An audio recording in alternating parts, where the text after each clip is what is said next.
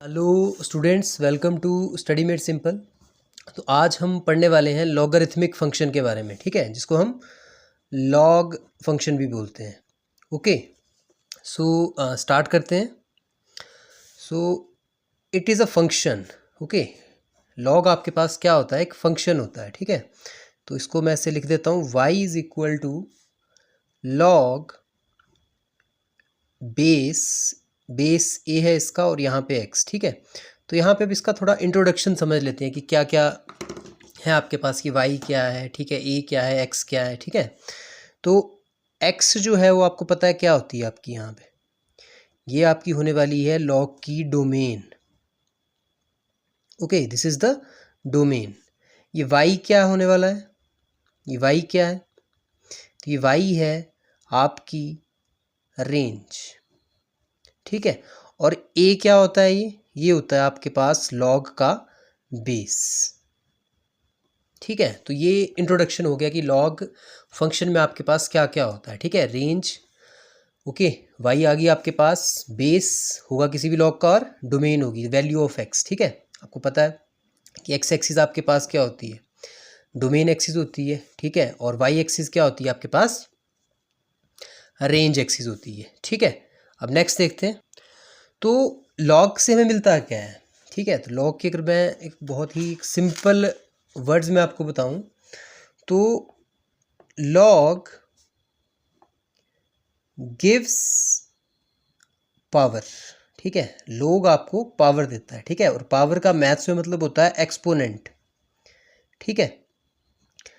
आइए देखते समझ लेते हैं इसको क्या मीनिंग हुआ इसका। देखो यहाँ पे इसका मैं अगेन लिख रहा हूँ एक बार, y is equal to log x base a, ठीक है। अब देखो इसी इक्वेशन को आप बिना लॉग के कैसे लिख सकते हो, ठीक है। कई बार ऐसा भी होगा कि आपको कोई इक्वेशन दी होगी और उसमें आपको क्या करना पड़ेगा, वहाँ से आपको लॉग रिमूव करना पड़ेगा, ठीक है। तो उसका मीनिंग क्या होता है, जिसको हम एंटी लॉग बोलते हैं, ठीक है, जो आपका केमिस्ट्री फिजिक्स में भी बहुत काम आता है, ठीक है।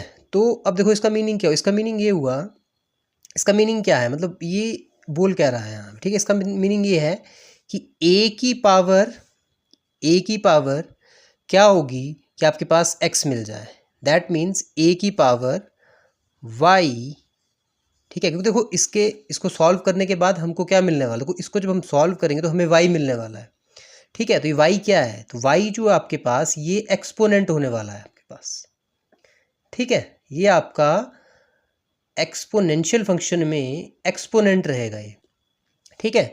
तो a की पावर क्या होगी कि आपको यहाँ पे क्या मिलेगा, x मिलेगा, ठीक है। तो a की power y equal to x आपके पास हो जाएगा, ठीक है। तो इस तरीके से आपका लॉग रिमूव होगा, ठीक है। आइए अब कुछ एग्जाम्पल्स इसके देख लेते हैं।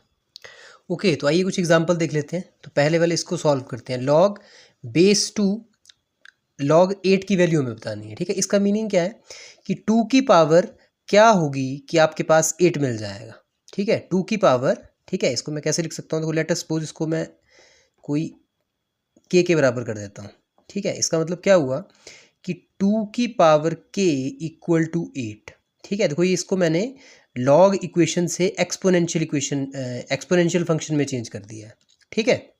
अब यहाँ से सिंपली आपको पता चल जाएगा कि k की वैल्यू क्या हो जाएगी, 3 आ जाएगी इधर, ठीक है। अब यहाँ पे देखो 5 की पावर कितनी होगी कि आपको 25 मिलेगा, ये आपको लॉग से मिलता है, ठीक है। 5 की पावर कितनी होगी कि आपको 25 मिलेगा, तो इसका आंसर आ जाएगा यहाँ पे 2। ओके, अब इसके बाद नेक्स्ट पे देखते हैं।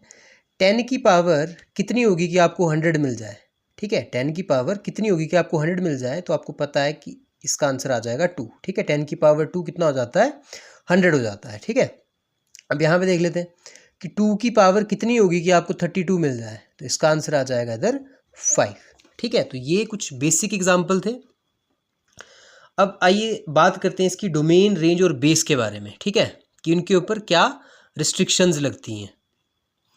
तो वैल्यूज़ ऑफ x जो आपके पास ये डोमेन हो जाती है, ठीक है। और लॉग की डोमेन क्या रहती है, तो लॉग की जो डोमेन होती है, ठीक है, इसके ऊपर रिस्ट्रिक्शन होती है कि ये आपके पास होंगे यहाँ पे पॉजिटिव रियल नंबर्स, ठीक है। r प्लस इसको लिख लेता हूँ मैं, पॉजिटिव रियल नंबर्स, या इसको आप ऐसे भी लिख सकते हैं, और x क्या होगा आपके पास, ग्रेटर देन 0, ठीक है, और x belongs to real number, ठीक है, मतलब 0 भी नहीं आ सकता है यहाँ पे, ठीक है, x को आप 0 भी नहीं रख सकते हैं। ओके, ये आप थोड़ा सोच के भी देख सकते हैं कि देखो ए बेस है आपके पास, इसकी आप क्या पावर रखोगे कि आपको 0 मिल जाए, ठीक है, तो इसीलिए इसकी डेफिनेशन में ये है आपके पास कि जो इसकी डोमेन होने वाली है वो क्या होने वाली है, पॉजिटिव रियल नंबर्स, ठीक है, x की वैल्यू क्या होने वाली है यहाँ पे, ग्रेटर देन 0 होने वाली है, ठीक है, तो ये होगी इसकी डोमेन ऑफ लॉग आ गई यहाँ पे, ठीक है, तो ये इसकी डोमेन होगी, ठीक है, this is the domain of log function, ठीक है। अब बात करते हैं बेस के ऊपर, ठीक है, तो इसका बेस ए है, अब बेस के ऊपर बात करते हैं, तो इसका बेस जो है आपके पास, इसका जो बेस है ये आपका, पहली बात ग्रेटर देन 1 हो सकता है, ठीक है, या फिर 0 और 1 के बीच में हो सकता है, ठीक है, तो दो इसके ग्राफ हम आगे पढ़ेंगे, ठीक है। अभी ये क्यों होता है इसको बाद में देख, मतलब यहाँ पे क्या है आपके पास कि ए आपके पास बेस जो है वो 1 नहीं हो सकता है, ठीक है, ये बात आपने बड़े ध्यान से समझनी है कि बेस जो है वो 1 नहीं हो सकता है, बेस या तो आपका एक बड़ा होगा या 0 और 1 के बीच में होगा, ठीक है, तो ये आपकी होगी बेस और डोमेन के ऊपर बात, ठीक है। वाई आपका फ्री है, वाई मतलब होगी आपकी रेंज, तो इसकी जो रेंज है वो क्या होती है, सिंपली ऑल रियल नंबर्स, ठीक है, तो अब इसका आइए हम ग्राफ देखते हैं। अच्छा, अभी ये जो मैंने बातें बताई हैं कि a greater than 0, 0 to 1, a not equal to 1, ठीक है, ये ऐसा क्यों होता है, इसको हम लास्ट में डिस्कस कर लेंगे या फिर मे बी नेक्स्ट वीडियो में डिस्कस कर लेंगे, ठीक है।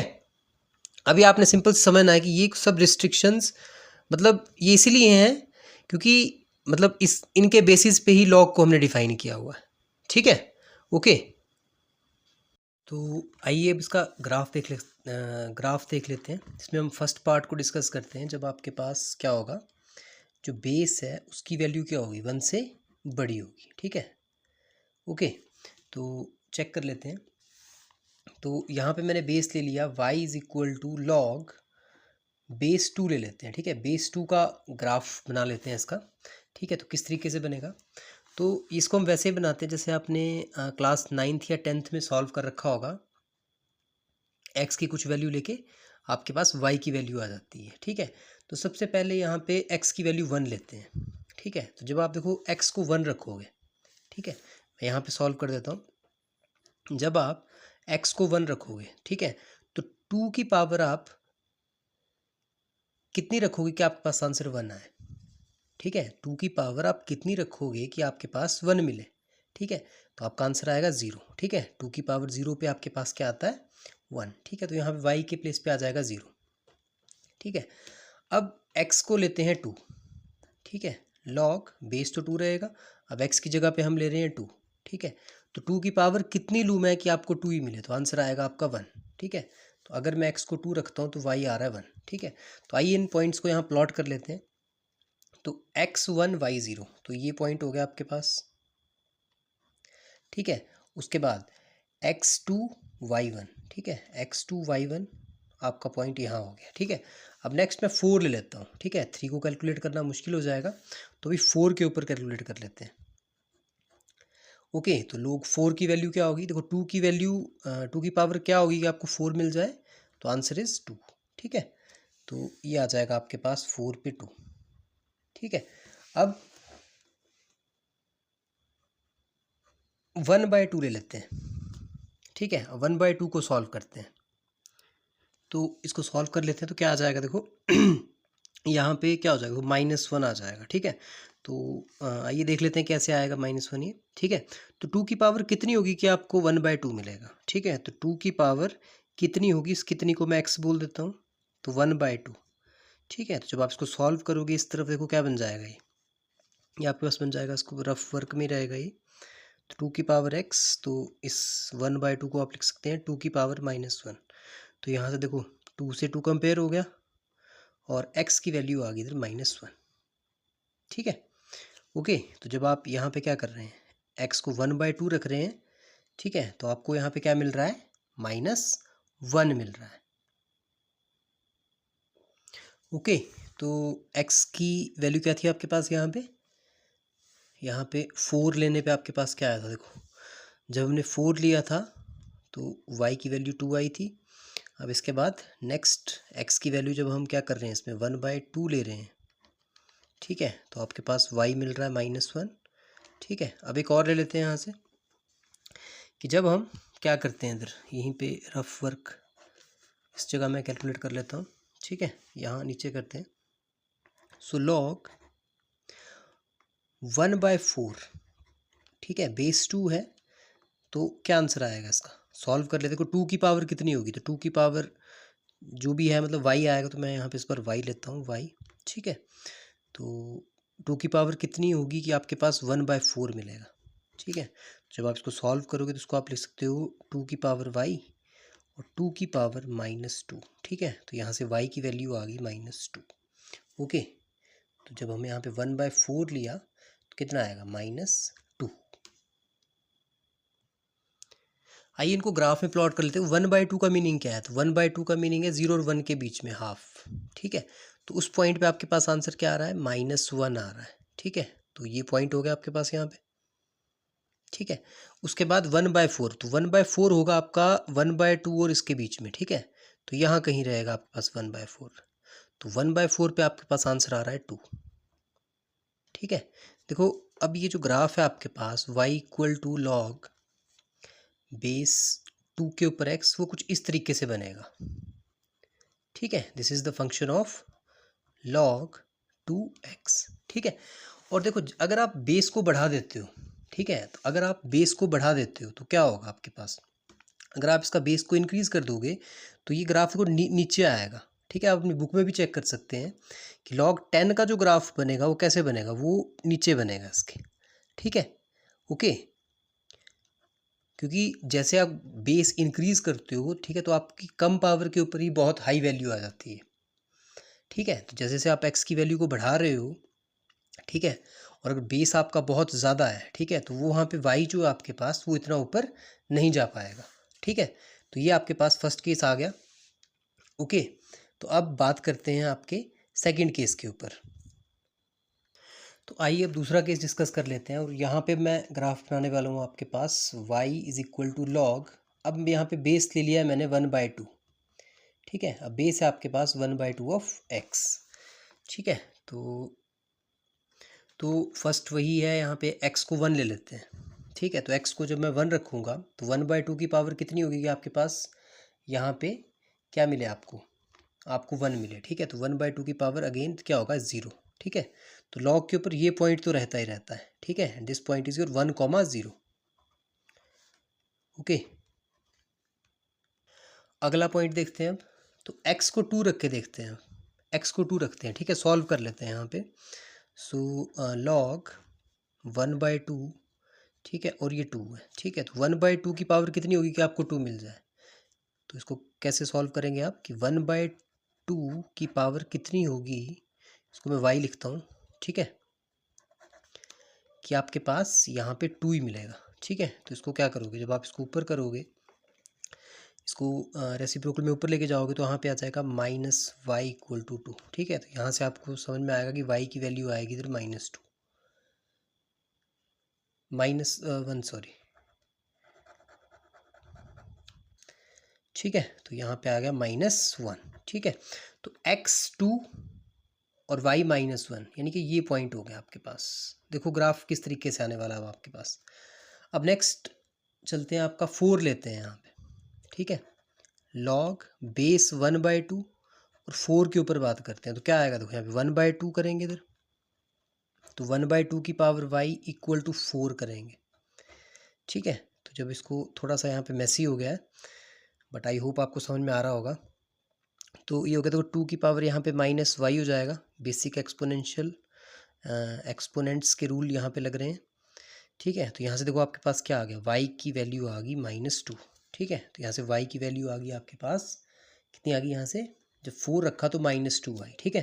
जब 4 रख रहे हैं तो आपको क्या मिल रहा है, देखो -2, ये कुछ आपके पास डिक्रीजिंग फंक्शन जैसा हो रहा है, ओके।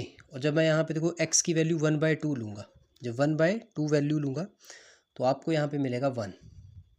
ठीक है, ये आप कैलकुलेट कर सकते हैं। आई होप अब आपको अगर लॉग समझ में आ गया होगा तो ये कोई मुश्किल नहीं होगा आपके लिए। और फिर जब 1/4 ले रहा हूँ, ठीक है, तो आपको मिलेगा यहाँ पे 2। ठीक है, तो देखिए किस तरीके से आपके पास यहाँ पे ग्राफ बनेगा। ये देखो, ये so this is your graph of log of second case. ठीक है, अब देखो, आप फंक्शन को देख के ही आप फंक्शन की डोमेन और रेंज का पता लगा सकते हैं। ठीक है, कि देखो ये जो x की वैल्यूज़ हैं, हम यहाँ पे नेगेटिव साइड नहीं गए हैं, हमने यहाँ से शुरू किया है। ये जो y है, जो आपको ये कभी इसको टच नहीं करेगा ये। ठीक है, कहीं पे भी इस लाइन को टच नहीं कर सकता, इसके क्लोज जा सकता है। ठीक है, ओके। और यहाँ पे देखो ये डिक्रीजिंग फंक्शन का वो बन रहा है। ठीक है, अच्छा यहाँ पे एक और चीज़ मैं आपको बता देता हूँ कि लेट अस से आपको इस तरीके से यहाँ पे आ जाता कि लॉग, ये देखो ये 2 है ना, यहाँ पे log 2/2 और log यहाँ पे 2/4, तो इनमें से बड़ा कौन है? तो यहाँ पे सिंपल लग रहा है, देखो 2 के ऊपर हाइट इतनी है और 4 के ऊपर हाइट इतनी है। ठीक है, तो इसका मतलब हमारे पास क्या है, log 4 बड़ा है। सो दैट मीन्स जैसे जैसे अगर सेम बेस के ऊपर जो आपके पास x रहेगा, ठीक है, उसी के अकॉर्डिंग आपके पास क्या होता है, y भी इंक्रीज होता है। ठीक है, तो ये आप नेक्स्ट चैप्टर में पढ़ेंगे इंक्रीजिंग एंड डिक्रीजिंग फंक्शन के बारे में। और देखो यहाँ पे ये फंक्शन डिक्रीजिंग है कि जैसे जैसे आप क्या कर रहे हो, x की वैल्यू को इंक्रीज कर रहे हो, आपके पास क्या है, y की वैल्यू डिक्रीज हो रही है। ठीक है, तो ये था आपके पास लॉग का ग्राफ। आई होप आपको क्लियर हो गया होगा। Thank you and have a great time.